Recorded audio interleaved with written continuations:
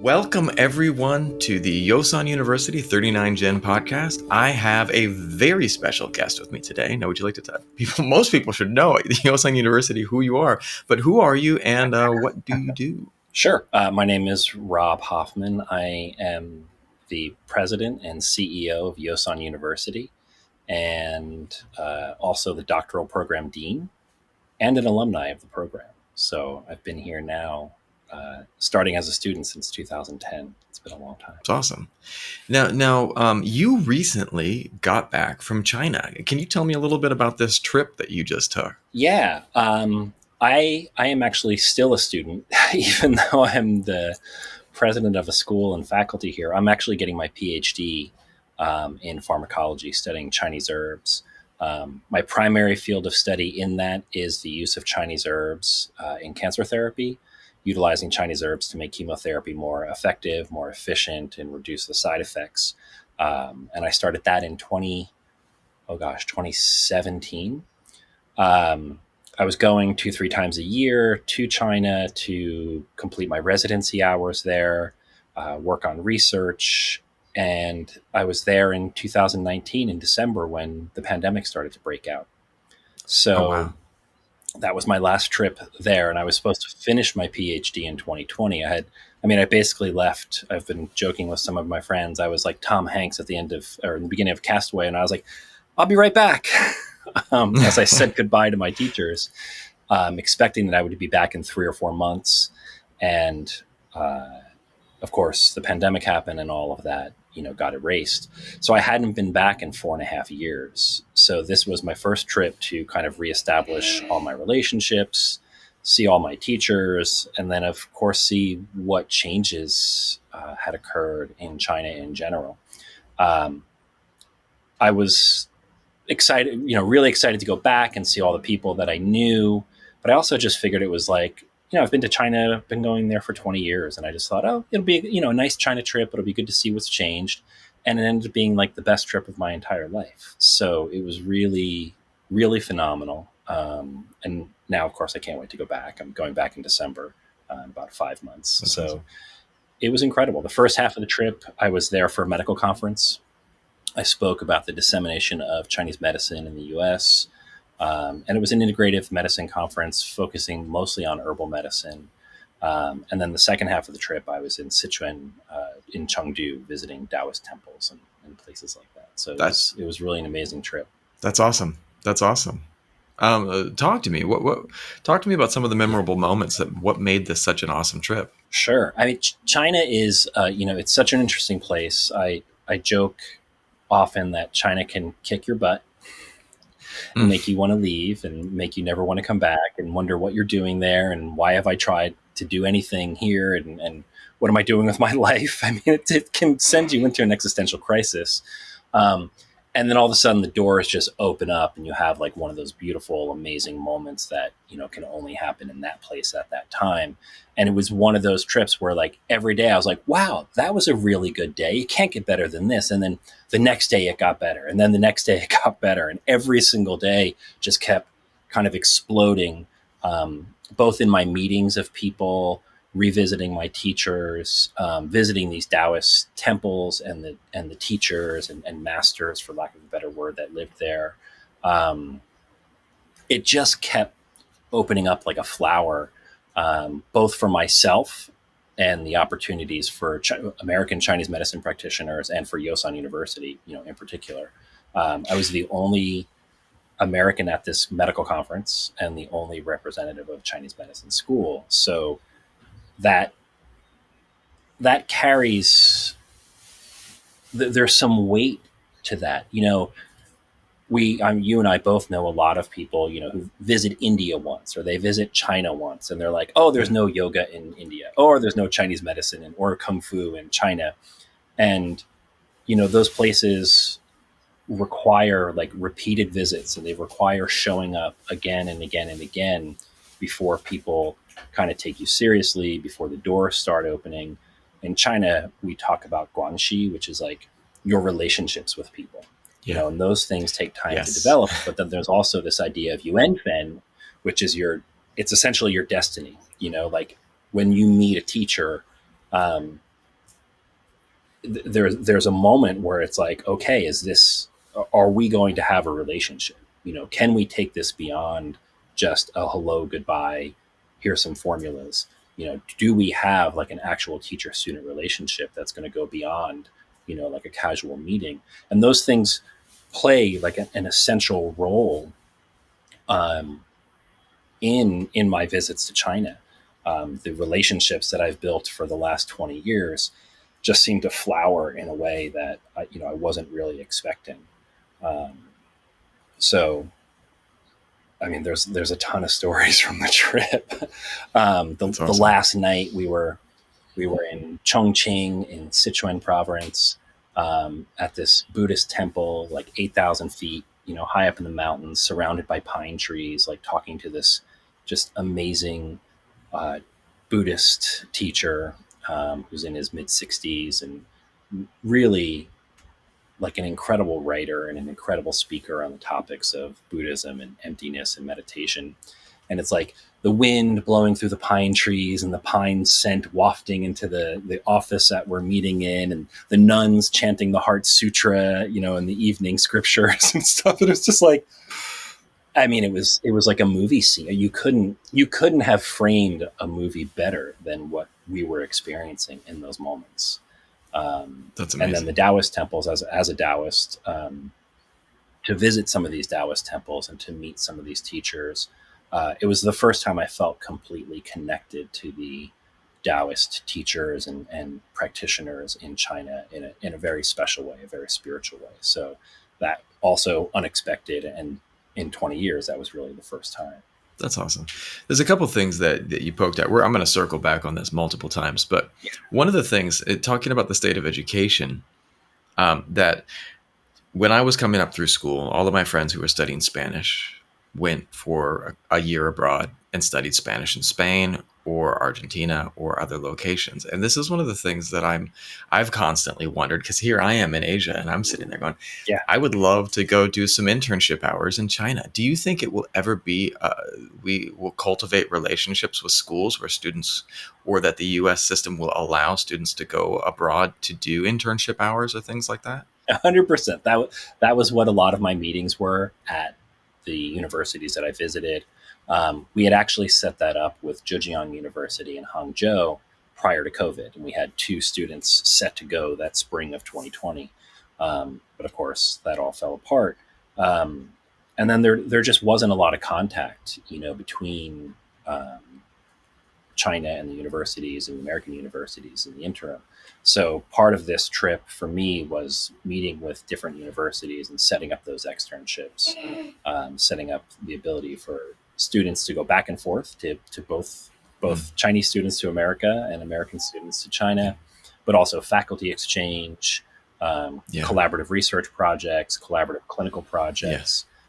There's a lot coming, and that's what this trip opened up for us. See, that's what I'm talking about. And I feel like that is really because if you want to study Chinese medicine, at some point in time, because one of the things that you just described, living in Asia, um, when I didn't understand yin yang till I drove in Saigon traffic, and I'll explain this to people because when you drive in Vietnam, there is the right side going this way and the left side coming this way, right? And for the most part, the right side is everyone going this way, but there is always a steady trickle of people going the opposite direction on this way, yin within yang. And then over Of here, you course. have everyone's coming this way, but there's a steady trickle of yang within yin. And then they transform into each other as people cross and get into the right way. It wasn't until here.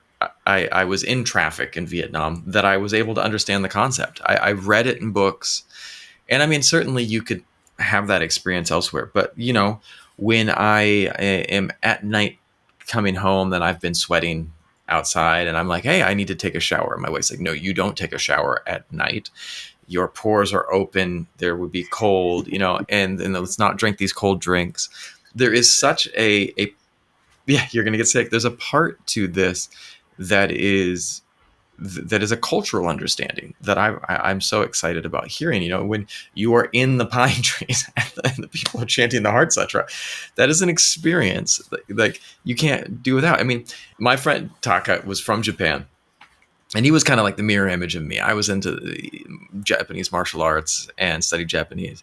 And Taka was like, I love cowboys. So he came to the West. He came to California because he wanted to go to these places. He wanted to go up into the mountains of eastern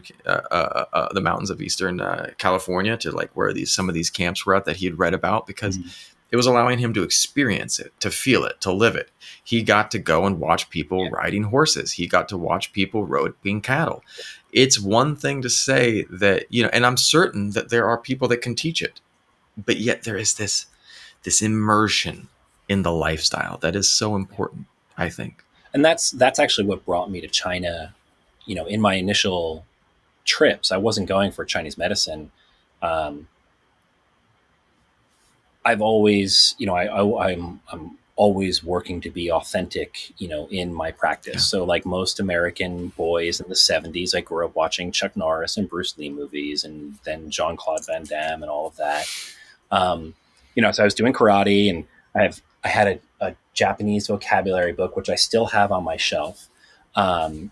You know, teaching myself Japanese, and ninjutsu was a big thing then. Stephen Hayes, so I have all of his books, and they're all right here. I still tote all of that around, and that's awesome. But there was, you know, being a white Jewish kid in New Jersey, there was like a disconnect. There was no, beyond my karate class, you know, there was no outlet. There was no connection to Japanese culture, Korean culture, Chinese culture. You know, I there was like one Korean guy in my high school, you know, one girl from the Philippines. Like there was not a lot of community where I was. So martial arts was like, I mean, it was a sport. It was not a way of life per se. And my family was very, you know, just like super American. Where when we went on trips, we went to Florida. You know, there was no sense of like, hey, let's go to Japan or anything like that. You know, it was we were just very East Coast conservative. So I did karate all through high school, and started to meditate on my own. You know, no teachers. I remember going to like whatever it was, B. Dalton back then, or Walden Books, and trying to buy like books on meditation and stuff. And there was just no outlet for me. So I had kind of, through college, I had abandoned, you know, martial arts and meditation per se, and just went full on into the music business.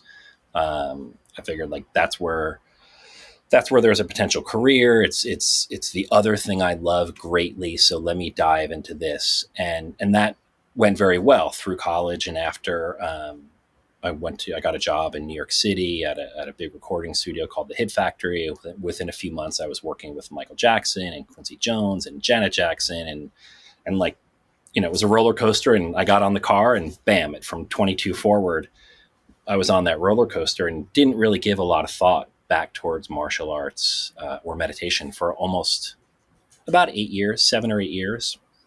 I eventually moved to LA, and I was, you know, standard working 120 hours a week, out of shape, migraines, like living on Advil and Raspberry Snapple. Not a very happy person at all. And my wife, who was my writing partner at the time, said, you know, you actually need to go to therapy. You're very miserable. You're successful, but you're miserable.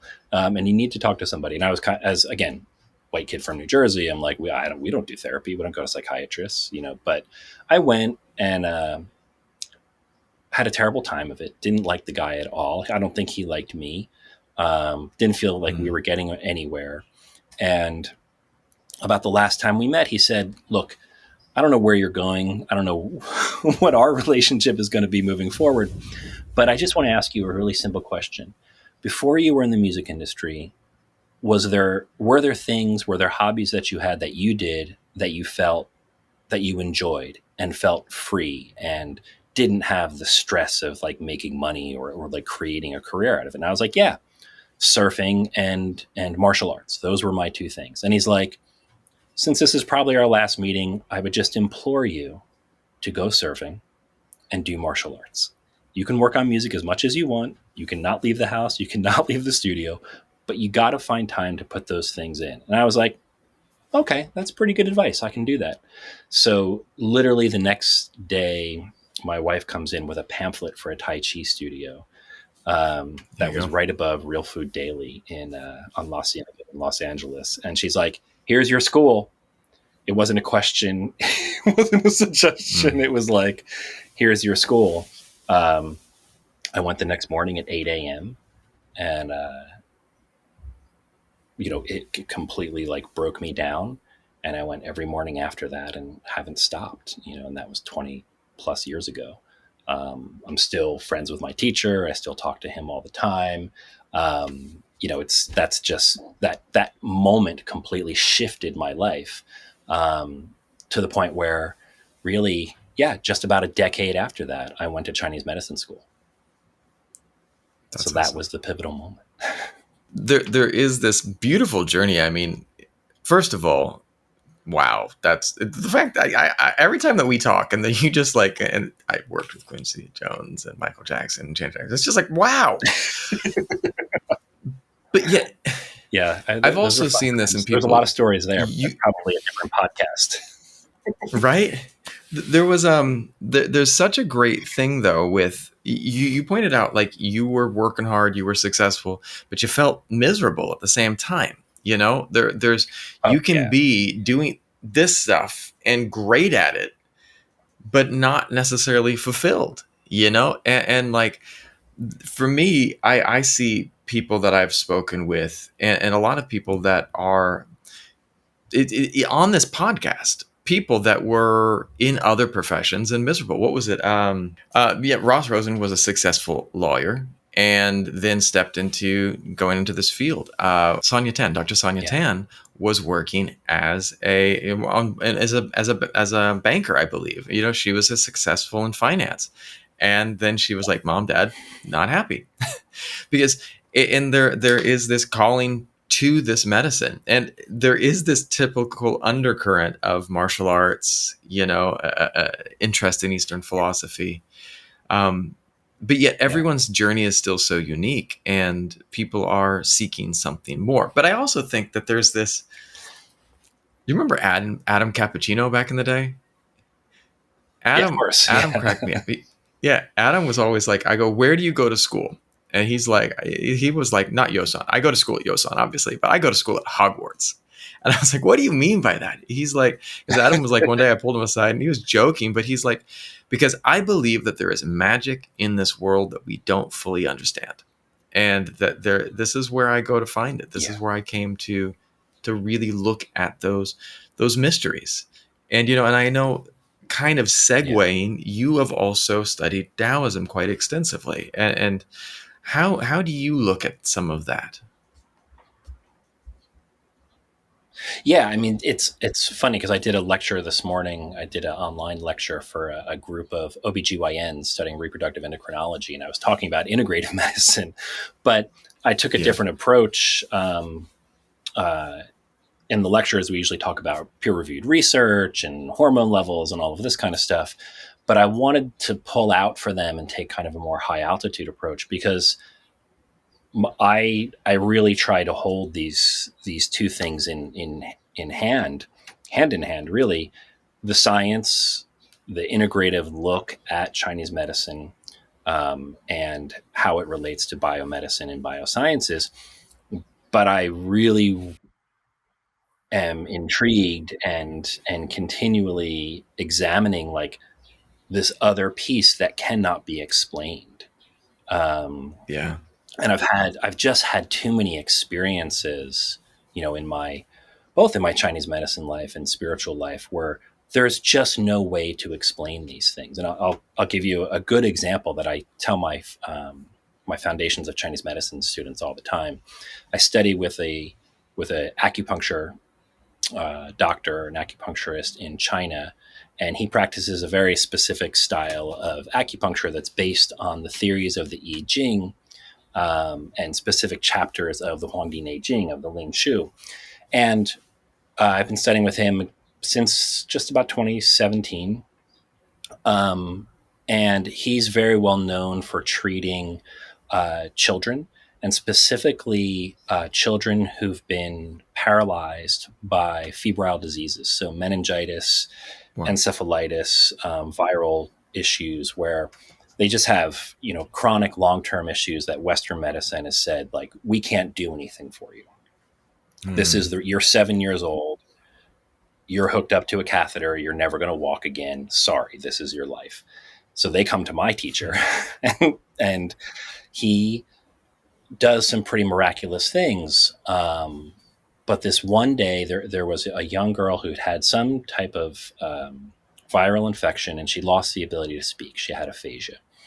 Her only way to communicate was, quite frankly, moaning and crying out loud. And she was, from what we could deduce, also in chronic pain in some way, shape, or form, almost like a fibromyalgia. Just everything hurt all the time. And her parents, she was 4 or 5 years old. Her parents were young, in their late 20s, and just completely distraught. They would come to see my teacher pretty much every other day. They had given up their lives to take care of her, of course. The beauty of the social safety net of China, of course. And one day they came in, and the parents looked frazzled. They obviously had not slept in an entire day. And she could not stop moaning, crying, screaming, wailing. And in China, I'm sure, like Vietnam, like, you go to a clinic and everybody's in the room together, right? There's no separate booths. So each of my teacher's rooms, he has 3 rooms. They each have about 12 beds, and he's treating another patient, and they walk in the room, and the assistant runs over and, is trying to calm them, and they're explaining, she can't stop. We don't know what to do, and that's why we're here. So he just motions to bring them to the empty bed, and he doesn't go right over. He just he keeps treating his patients, and she's crying, really loud, moaning, wailing. And after a couple minutes of that, he walks over. She's wearing shorts and a t-shirt.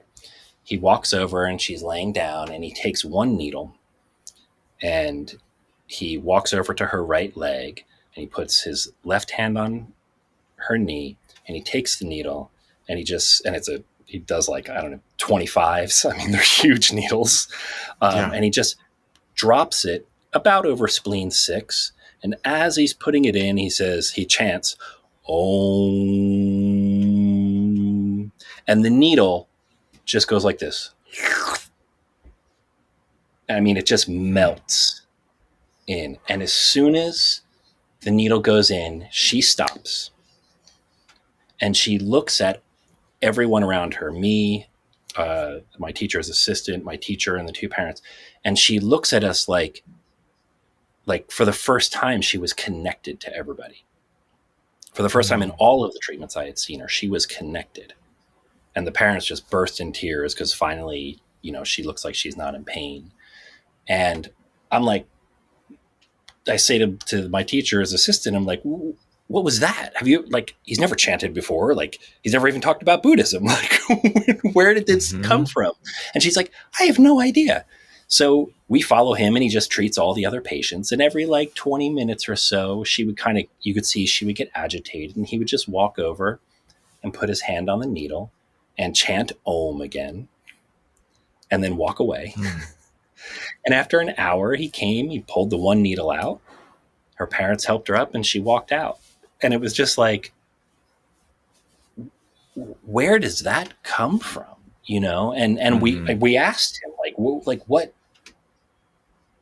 what brought you to that? And he's like, well, the point I chose because of all the criteria that he had been teaching me, the point was obvious walking up. He knew exactly what point he had to hit. And he just felt that there was a frequency that she needed to hear. And it calmed her down. Like, what science is going to explain that? I don't know how you could ever explain that. I was watching a documentary yesterday on the first emperor of China, Qin Shi Huang.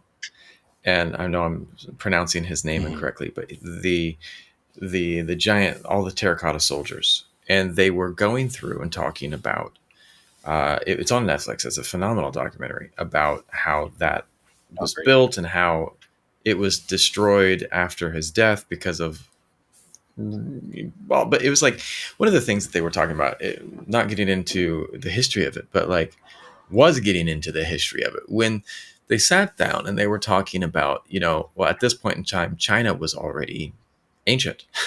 When it was unified, it Yeah. was already ancient. There was already this long history. And then this was 2000 plus years ago, that this was the unification of China. And it's like the sheer magnitude of time that this medicine has been developing. We look at modern medicine, and modern medicine in its current form is not very old. I was reading yesterday about Florence Nightingale, and you look at germ theory, these things are relatively new. And yet Yeah. before that, the Western medicine had the idea of the humors. They had ideas that were tossed aside when modern germ theory came in. And it's interesting because what I'm getting at is we've replaced so much of our traditional belief systems with science. And science says that you have to be able to see something and prove it and replicate it. But one of the things that people forget is that just because you don't understand something doesn't mean it doesn't exist. For a long period of Yeah. time, the the Europeans thought that the gorilla was a myth. They thought it was fake. It was pseudoscience. There was no such animal as a gorilla. And all these Europeans said there's no ability for there to be a giant ape that is larger than people. And they dismissed it just, through the 1800s. This is not possible. It does not exist. Until they saw one. And then everyone's like, oh, there's a gorilla. Who knew? We have things that are unexplainable at times from our modern understanding. But this is what I was speaking to Tim Ross earlier for the Yosan podcast. And I'm not sure if that episode is going to come up before or after this one. But one of the interesting things is they're measuring it. They're doing science for this. They are looking at these things. And yet, there is still magic to be discovered. And there is still stuff that is unexplainable. And you look at some of the medicine and some of the books, some of the description of on the Yosan podcast, we had another great interview. We've had some Taoist monks that use Taoist medicine that are looking at how to combine talisman with the medicine and things like this. Because, there isn't always a way to put your finger on everything, unless it's the pulse. Yeah. Unless it's the pulse.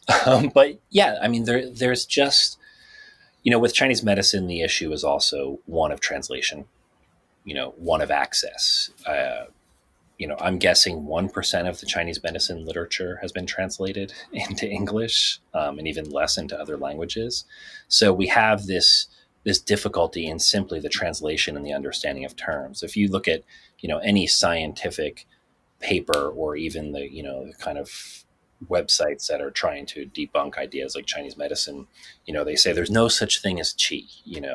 Well, that's partly our fault as Chinese medicine practitioners. Qi is, any physiological process that's happening in the body is a type of qi, whether it's yuan qi, zong Yep. qi, zheng qi, gu qi, right? All of these types of qi represent physiological process, and had a Chinese doctor discovered ATP, that might be qi, but instead it's ATP Yep. and mitochondrial output, but that to the Chinese medicine practitioner, someone suffering from lung and spleen qi deficiency has fatigue. They have low ATP. They have low mitochondrial output. So there is a way. I hate to try to scientify. I hate to try to over intellectualize translation and Chinese terms. But if I have to, I can have that conversation, and Yeah. begin to debunk the debunkers in a sense. It's like, look, there is a process here. There is a physiological process that we measure, right? We can look at the firing of the SA node and the contraction of the heart muscle. And to a Chinese medicine practitioner, that's simply heart qi. That's one Yeah. mode of heart chi. And to a Western medicine practitioner, they want to see an EKG. Well, we can assign similar values to that, but that doesn't make Chinese medicine pseudoscience or not real or not true, simply because you don't speak the language that we're looking at. And yeah, anatomies, of course, we have a greater understanding of anatomy, but what Chinese medicine allows us to do is to pull back away from the one-to-one connections and measurable scientific lab results and look at a network that exists within the body, in a theoretical framework, and it gives us another way to look at diagnosis. It gives us another way to come up with a treatment plan that someone looking at a lab result is never going to come up with. And I love functional medicine. I love looking at, HPLC and mass spec, and like I'm Yeah. totally in hog heaven. I love all that stuff. And when I go to my teacher's lab in China, I just feel like I'm living out my NCIS dreams, being in her lab. Right. And that's super fun. But then I do spend every Tuesday, with Josh Painter and Jack Schaefer learning about talismans and incantations Yep. and Taoist scripture. I love that piece too. And I think the true integration, like that is the way forward, is that integration and being able to translate to the Western mind and the biomedicine crew, how these things can work and are intertwined together. And again, I see that every trip, every time I'm in a Chinese hospital, like the integration there it's phenomenal, and I never feel that any of my teachers is giving up a piece of Chinese medicine or giving up something that they've learned or that they're practicing because they're working in a Western medicine hospital. One of my Yeah. teachers sees about 125 patients a day. Her clinic is Wow. so busy that in front of her room, she has two wonderful assistants who try to keep the peace in the lobby, because it's first come first serve. And people yell and scream, and there's been fights in the lobby. I mean, it's an incredible thing to come see her. But while she's seeing patients, she only writes formulas, no acupuncture.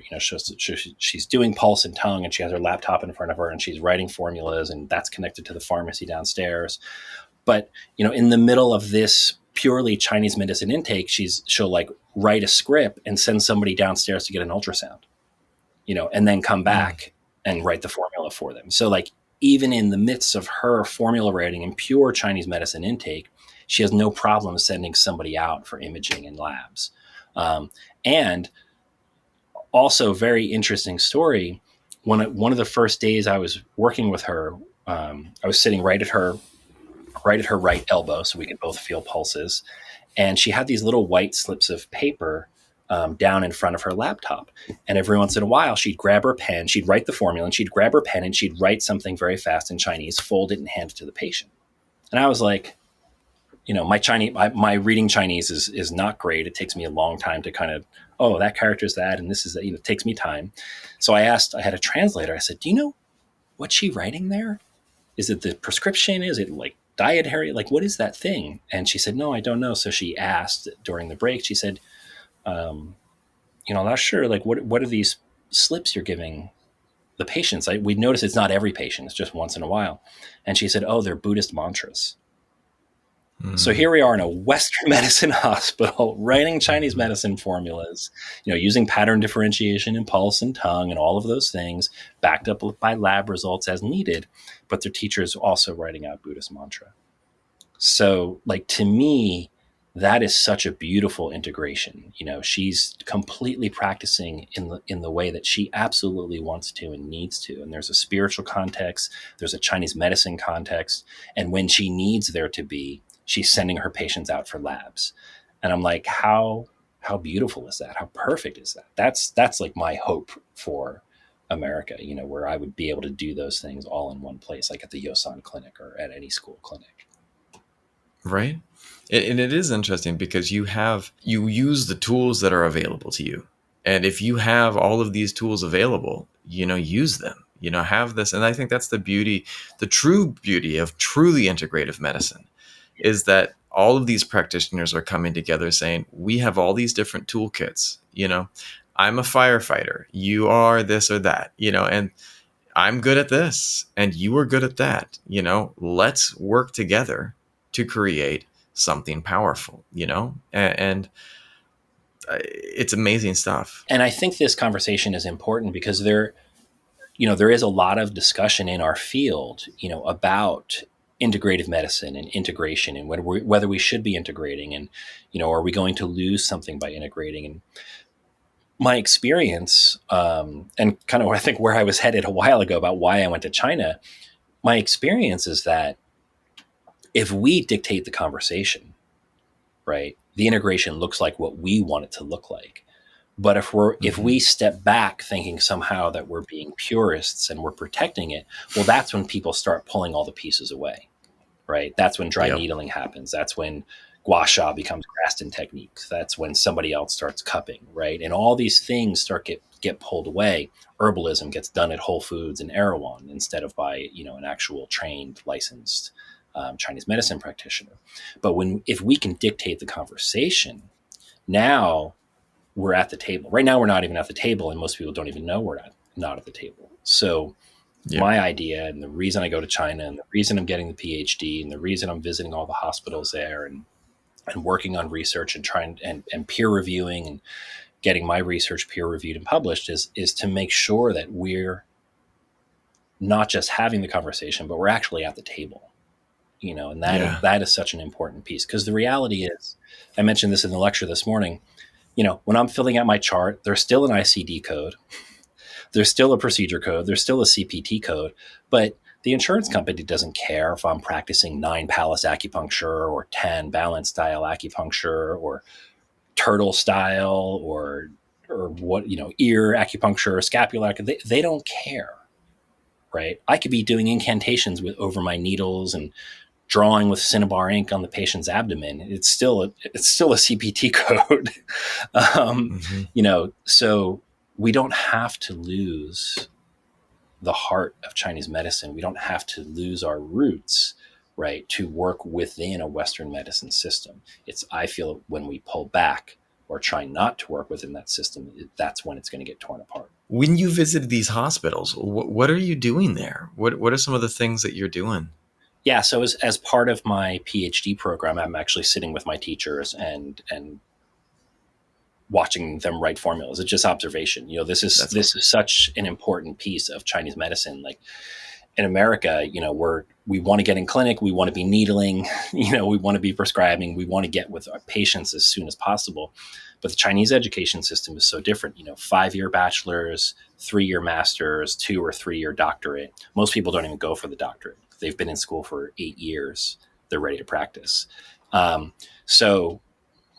But really, the really great students, they continue to follow their teachers for years after they've graduated. So when I was with my Shanghan Lun teacher in 2019, right before I left, there was a young lady who had been following him for about 3 years. And she was always there diligently taking notes and doing all these things. And when I went back to see him this time, I had, we're on Weixin, on WeChat, and I'm like, yeah, I'm back in town. He's like, oh, please come see me. So I show up at the hospital that he has a shift at, and it was just like, huge hugs and tears, and for like 2 seconds. And he's like, okay, let's go to work. Very quick reunions. And I walk in, and there's the same young woman, 4.5 years later. So she's graduated, but she's still sitting with her teacher, 7 years later, writing formulas with him, watching him work, listening to his deductive reasoning and how he's coming up with formulas. So that's a lot of what I do. I've seen, I think, about 3,000 patients in China with my teachers. So that's primarily what I do. But on this last trip, I was also visiting a bunch of different Chinese medicine universities and visiting their hospitals for the potential for collaboration, for research, and for these externships. And I mean, probably the one that blew me away the most was Chengdu University. It's a hugely successful university and hospital, 30,000 students, kind of a UCLA vibe. But the hospital was an incredible treat. We got there, and they had a photographer and translators and kind of a whole team to assist me in the tour. And we went department by department on every floor and talked about the research they're doing, talked about the treatments they're doing. And just an idea, again, like looking at integration, we went into the diabetes, to the endocrinology lab, and to the room where they're writing for one of the rooms where they're writing formulas for patients with diabetes. And the herbalist is there in the room, not much bigger than my office. And she can do A1C right there at the desk, so they can check blood levels there. Then right next to the desk, they have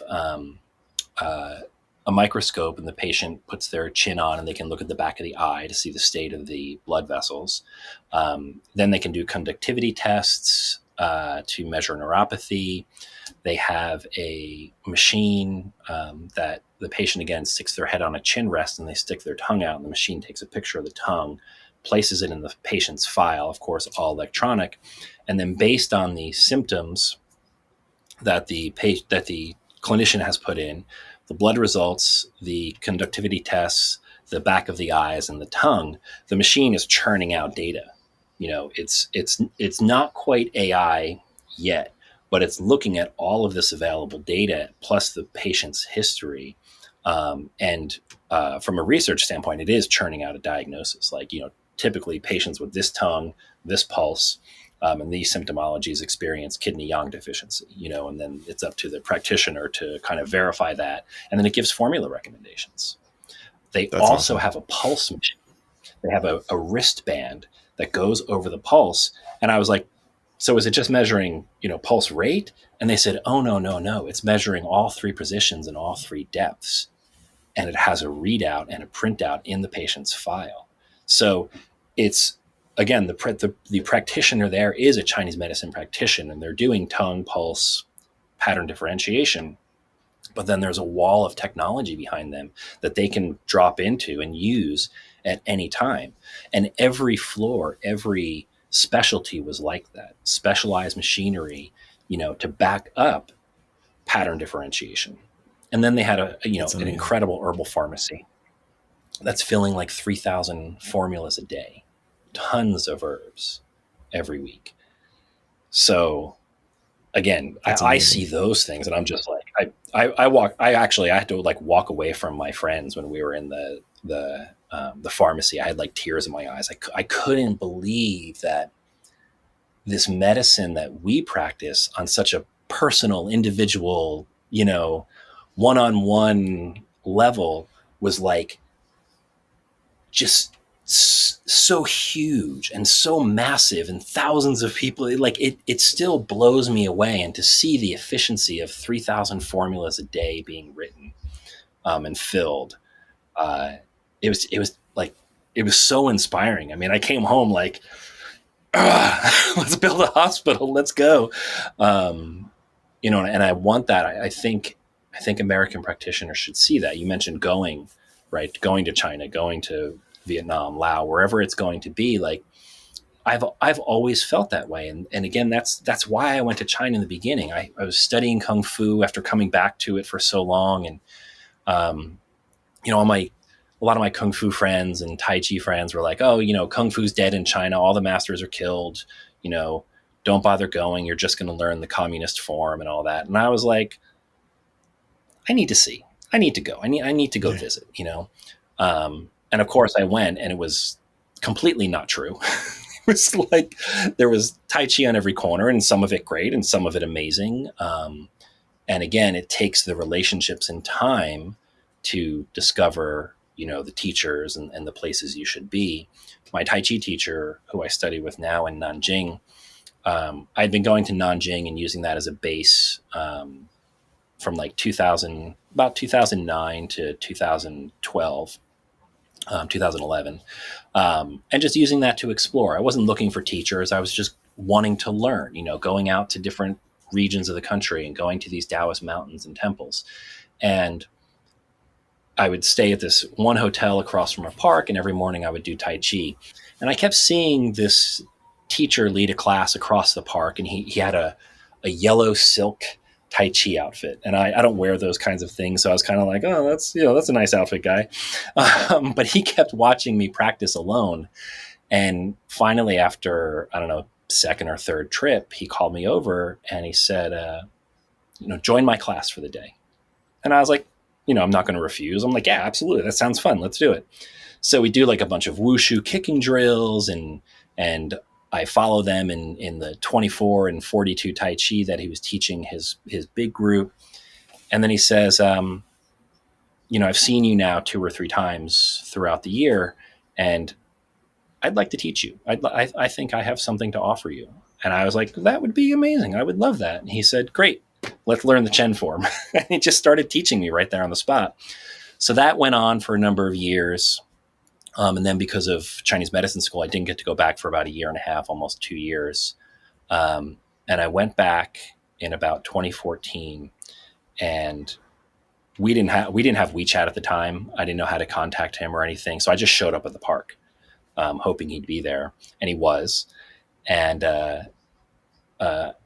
again, kind of a tearful, amazing reunion. And he says, "Let's get to work." So I'm getting used to this idea with my Chinese teachers, and we do some Yang forms, we do some Chen forms, and he kind of checks in on my progress and all the stuff he had taught me, some sword forms, all this kind of stuff. And he says, "Great, come with me." And he grabs my hand, and I had brought gifts, of course, California wine and stuff for him. So he grabs the gifts and grabs my hand, and we walk across the park, and we go over to this other teacher who's like, I had seen him before in the park, and he's a total badass and does like kung fu, but also Tai Chi and Bagua, and has like all of these older students. It's kind of a rougher crowd. My Tai Chi teacher was like soft and has this beautiful monk-like angelic face and like amazing. But we go over to this other teacher, and he says, this is Da Shifu, and Da meaning great, Da like the big teacher, right? And I was like, oh, okay, but I still don't know what I'm doing here. And he says, show him. So I'm like, show him? And I do the Chen form, I do the Yang form, I do a Bagua thing, I do a Kung Fu thing, a Hungar thing. And the teacher is just watching me, and everybody just stops, his entire class. And now the public is looking on. There's like 200 people watching me do Tai Chi and Kung Fu in the park. And they say something to each other in Chinese, and my teacher just walks away.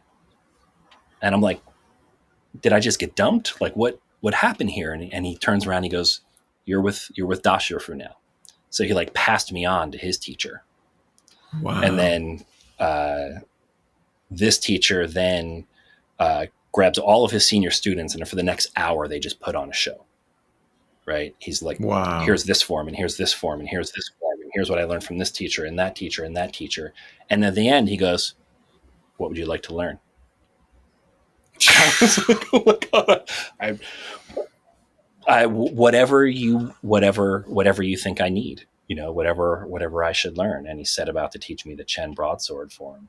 And then I was going back every year to see him prior to COVID. I would fly into Hangzhou, into Zhejiang, stay with my Chinese medicine teachers for a while, then take the train up to Nanjing for the weekend to do Tai Chi and Bagua, and then go back to Hangzhou. But it's I think in all of these stories, it's the showing up, right? It's the continual, it's not one trip. If you get something on one trip, that's beautiful and amazing and luck, right? But when you continue to show up, it changes the dynamic, and suddenly these doors open to you. My Shanghan Lun teacher, who I saw this last trip, was kind of the same way. The first couple times I sat with him with the translator, he was cordial. He said, here, sit here, feel the pulse. Take a picture of the formula. Very, very clear, very, very giving, kind of what I expected. And then about the third or fourth day, he kind of paused his patience, and he, through the translator, he said, like, what's your intention? I was like, my intention? My intention is to, learn as much about formulas from you as possible. And I'm here getting the PhD, so I'll finish that in a couple of years. And he said, no, once you're done with the degree, will you come back? And I said, well, sure, if you let me, I would like to come back every year to sit with you. I feel like I could learn, tremendously from you. And if you're willing, I will come back, as much as possibly. Um, but certainly every year. And he said, okay, you're, yes, you should do that. And then, the rest of the day, again, the doors started opening up. His students were texting me, here's the database of formulas, and here's this, and here's this. And suddenly the information started to flow, in a way that it really hadn't in the first few days. And at the end of the day, he took my hand, and we went to dinner that night, and he held my hand the whole way to dinner, and then like ever since then, like when we leave the clinic at night, we walk hand in hand to the subway, and I make sure that he gets home, and he makes sure that I get to my hotel or Airbnb, wherever I'm staying. And it's like that kind of relationship, just took years to build. And it took this Yeah. level of trust that we don't really ever consider in American student teacher relationships, I think. Nope. There's one of the things that you poked at, and I think that this is something that, bringing this back to the people that are listening, the students that are listening as well, the practitioners of Chinese medicine that are listening to this, or just the general public, you have to be willing to go deep in whatever it is that you're exploring. There was a practitioner here that I visited in Vietnam, and he had his magic cinnamon pill, and it was something that he gave to all of his patients. And I kept trying to say, what's in the cinnamon pill? And for years, he gave it to everyone, and he never would share what was in his pill, but it made people better. It was his longevity potion. Things were like this big, but it was something that he sent home with everyone. And there's always that thing. There's always that place that you can dive deep, but you have to be willing to explore the mystery, and like you said, to show up. Yeah. Do the work, show up. Do the work. And it's hard. It's hard because I understand most Americans, when they come to Chinese medicine, are expecting like a 4-year degree, and then they got right, they're experts. And I know I don't ever want to lead somebody on or make them think that 4 years is not important, because it's everything. It's the foundation, but it's just the doorway. It's literally not even the doorway. It's the 3 steps up to the doorway. And, how deep you want to go, it's certainly, it just opens you up in a way that, I mean, you don't know until you've done it, and I, for martial arts, it was always that way for me. In anything I've ever done, it was like that for me, whether it was music.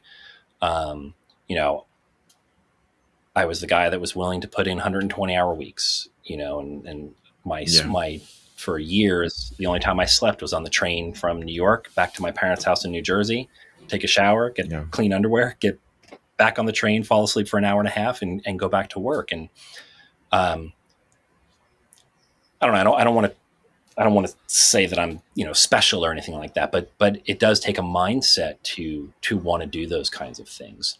I remember sitting in China. My son was about 5 weeks old, and here I am sitting in a cold, smelly Chinese apartment, alone, doing all of this study, trying to figure out a dissertation topic and all of these things. And some of my friends at home were, on Facebook or whatever, kind of complaining about their online homework and their online class or something. And I was like, that was a really hard moment, because obviously their class is valuable and their experience is valid and valuable to them. But it was like, man, I'm dying here. I'm like, I'm away from my newborn. I'm away from my wife who's struggling with the newborn, and it's cold and wet and clammy and stinky. And like, it was just like, definitely a few, there were a few moments over those years where I was kind of like, what am I doing? Nobody expects this of me. I expect this of me, but nobody else cares. But again, the fruits are so worth it. When you have those moments, like some of these moments I've described with these teachers, those are so unique. On this last trip, I had a similar moment where one of my friends is well connected in Sichuan, and we were able to go visit an old Taoist nun. She's about 90 years old, and of course, when they meet an American who's not fluent in Chinese, I'm not fluent in Mandarin. And my friend was describing me. He's a Taoist. He's a Chunjin Longman Taoist. They kind of you're a Taoist, Chunjin Longman, Mm-hmm. how did you get here? And that's something that I've been studying seriously for about 5 years with my teachers, Josh Painter and Jack Schaefer. But I had tried to dabble for almost 20 years, 15 years before that. No, about 20 years. When I had gotten back into martial arts, like I had the Tao Te Ching, of course, and was interested in what I thought was Taoism, but couldn't make any inroads. And when I would visit China and visit Taoist temples, again, there was a language barrier, and I couldn't break through that. And much of Taoism in America is really Qigong, Tai Chi with the Tao Te Ching attached to it. There's Taoist thought and martial arts and meditation, but not a lot of attachment to Taoist practice as it exists in China. So I had kind of given up, to be honest. And then I met Jack and Josh and started working with them in 2019. And in those classes, I meet with them every Tuesday morning with my students, with their students, with my peers. And we're going through the Taoist scriptures, Taoist practice, Taoist history, philosophy.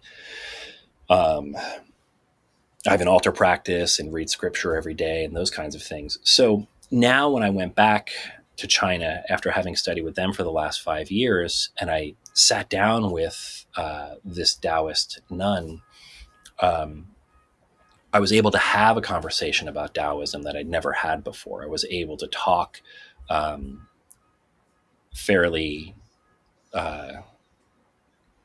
from a fairly educated viewpoint on the scriptures, on these texts like the Qing Jing Jing and the Huangdi and Fu Jing and things like that.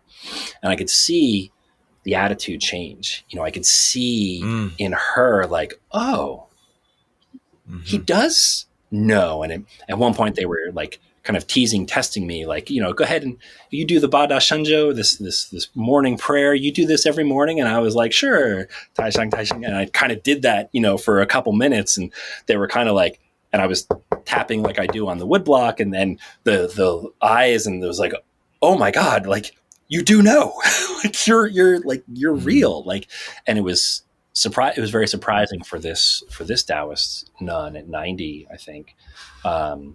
Again, because I'm not fluent, so it's off-putting, And then at the end, we had lunch, we talked scripture for a few hours, and went and visited all the different temples within the complex. And at the end, she said, come back. This is your home now. We're connected.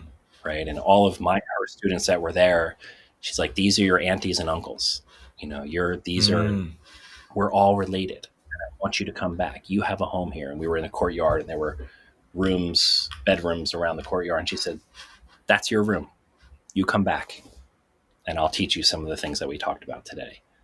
And it was like, even obviously I'm emotional about it, because it's like, as a martial artist, as someone who had this great interest in Taoism and, wandered from Taoism and Buddhism and Hinduism and kind of all of this Eastern philosophy, to have that welcome and to have that access all of a sudden was really overwhelming. And it just felt like every place I went on this trip, that welcome was there, whether it was a university hospital or a Buddhist temple in the mountains or a Taoist temple, outside the city. It was like those doors just kept opening. And I believe it's only because I was willing to go deep every single time. I never hold back. Have you ever seen the movie Gattaca? Do you remember that? Ethan Hawke and Uma Thurman? Yeah. So, Ethan Hawke has some congenital heart defect. I don't think we ever learned what it is. And his brother is like perfect genetically. And Yep. towards the end of the race, they swim out into the ocean. And Ethan, who's supposed to have this congenital heart defect, races further than his brother can swim, right? He just keeps swimming out into the deep ocean. And his brother's like, well, how did you do this? How are you doing this? And he basically says, like, I didn't save anything for the way back, right? Mm-hmm. And that's kind of how I just approach all of this. I just keep pushing and going as deep and as far as I can. And if I hit a wall, I take the next path and go as far as that'll let me. Because I love these moments. I love these beautiful moments that keep kind of flowering in front of me. And I know if I just keep pushing, those moments will continue. And now as you know, the president of a school, now I want to bring everybody with me. Now I'm like, okay, I've worked this hard and built these relationships, but now I have a student body that I can expose to. Now I have faculty that I can expose to. Now I have my administration that I can expose to. And then, you know, hopefully this whole thing just blossoms in a way that it wouldn't have if I just kept doing it by myself, or if I had given up, if I had just gotten the master's degree and said, that's enough. I would have a beautiful practice and see patients and have my family, and that would be amazing and perfect. But I just feel like if I keep pushing, that more and more people will get that exposure.